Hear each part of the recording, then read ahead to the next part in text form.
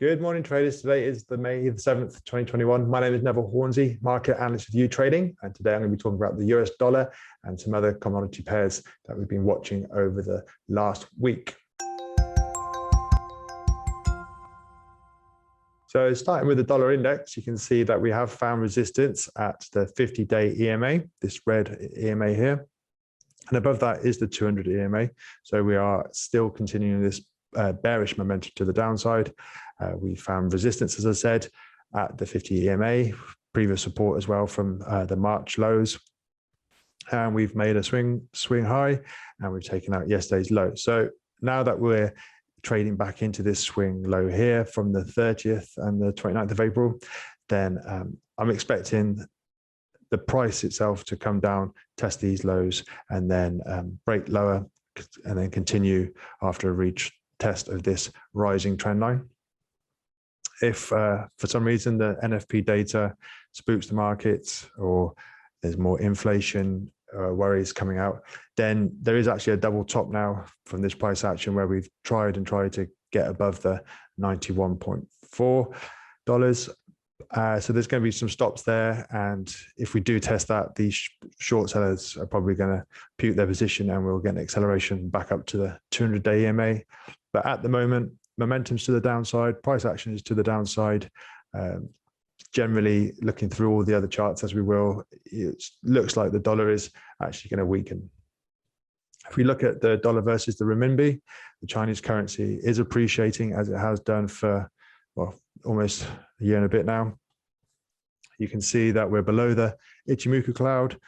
This is now not acting as support, but it is acting as resistance. And we should be able to test a lot lower, maybe down to these February lows. And the Chinese economy is opening up. They've got a larger trade balance as reported today. So they're showing that they are exporting. And as an exporting nation, that is good for them. What else is good is copper. Copper prices are going higher due to low supply and greater demand. China is obviously doing infrastructure. USA is doing infrastructure.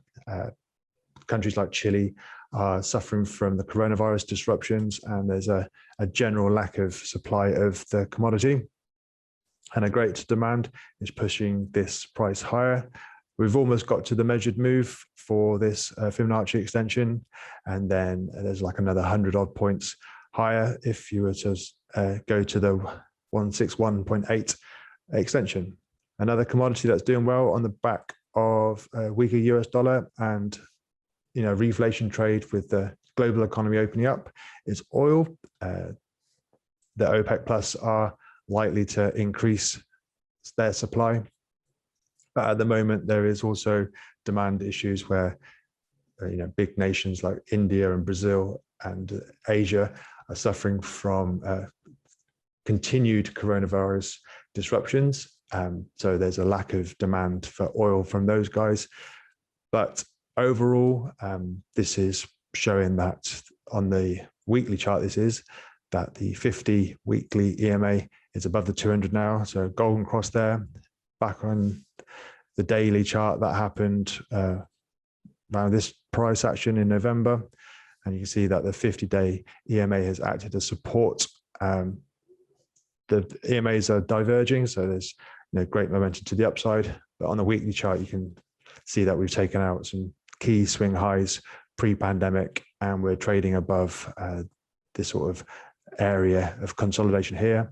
So we're more likely, if you like, to go and test these swing highs from September 2018, which will be around the $75 mark.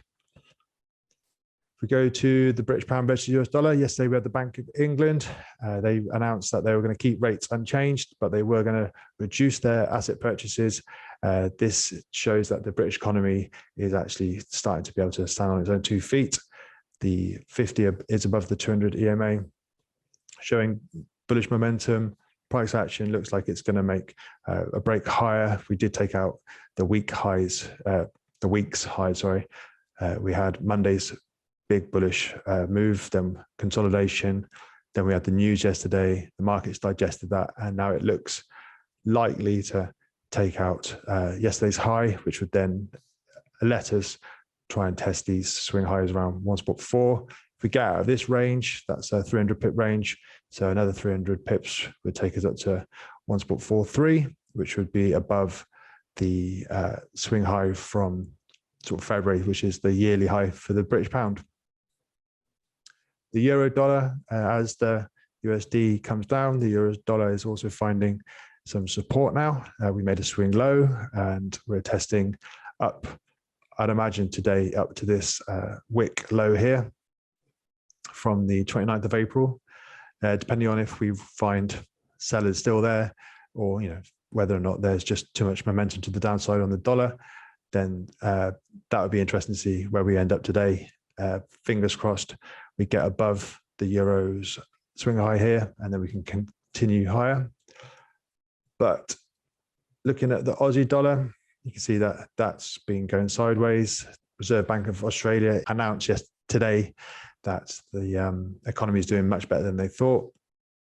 So if we can keep rejecting this Ichimoku cloud, then that will suggest that prices are to the upside. And if we go to the British pound versus Aussie dollar, yesterday we had a big move to the downside. I was expecting a move to the upside. However, we're still within this sort of range between 1.805 and 1.776. And we're in the middle of that. And today's price action looks bullish. And I'd imagine if the British pound versus US dollar does break up higher, then that will bring the British pound versus the Aussie dollar higher, which will then drag the British pound versus New Zealand dollar higher. Hopefully we'll take out these swing highs up here. And if that was to happen, I'd imagine the British pound versus the CAD would find it very hard not to follow suit.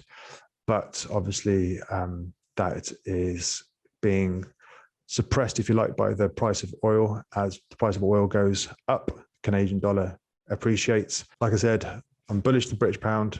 I expect these commodities crosses to go higher with it. And maybe we'll get a drag up to the 1.716 previous support, now going to be resistance level for the British pound versus the CAD.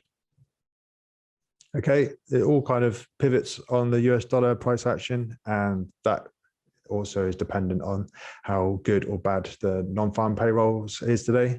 So trade carefully.